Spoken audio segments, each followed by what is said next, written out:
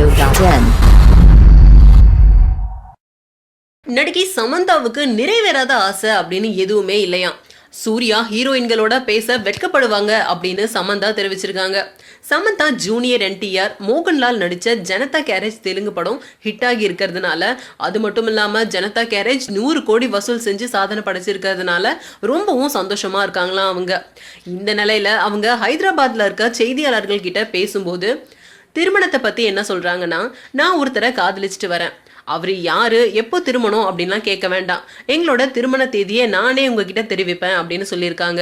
அது மட்டும் இல்லாம சினிமாவை பத்தி அவங்க என்ன சொல்லியிருக்காங்கன்னா, திருமணத்துக்கு பிறகு தொடர்ந்து சினிமா படங்களை நடிப்பேன், நான் வாழ போற குடும்பத்தோட கௌரவம் பாதிக்காதபடி இருக்க கதாபாத்திரங்களை தேர்ந்தெடுத்து நடிப்பேன் அப்படின்னு சொல்லியிருக்காங்க. சினிமாவில் எதுவுமே நில கிடையாது, ஒவ்வொரு வெள்ளிக்கிழமையும் ஒருத்தரோட தலையெழுத்து மாறுது, இங்கு பணம் புகழ் அப்படின்னு எதுவுமே நில இல்லை அப்படின்றதால எனக்கு எதிர்கால திட்டம் எதுவுமே இல்லை அப்படின்னு சொல்லியிருக்காங்க. அது மட்டும் இல்லாமல் உடல்நலம் பாதிக்கப்பட்டு மருத்துவமனையில் நான் இருக்கும்போது தான் வாழ்க்கையை பற்றி யோசித்தேன் அப்படின்னும், அதுக்கு பிறகு குழந்தைங்களுக்கு உதவி செய்யணும் அப்படின்ற எண்ணத்தோட பிரதியுஷா அப்படின்ற தொண்டு நிறுவனத்தையும் துவங்கினேன் அப்படின்னு சொல்லியிருந்தாங்க. சூர்யா ஹீரோயின்களோட பேச வெட்கப்படுவார், அது மட்டும் இல்லாமல் மகேஷ் பாபு மனசில் பட்டதை பேசிடுவார், மகேஷ் பாபு வேலையில் அர்ப்பணிப்போட இருப்பார் அப்படின்னு சொல்லியிருந்தாங்க.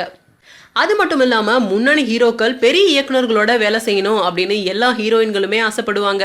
நான் முன்னணி ஹீரோக்கள் மற்றும் இயக்குநர்கள் கிட்ட ஏற்கனவே பணியாற்றிட்டேன், அதனால எனக்கு நிறைவேறாத ஆசை அப்படின்னு எதுவுமே கிடையாது அப்படின்னு சொல்லியிருந்தாங்க சமந்தா.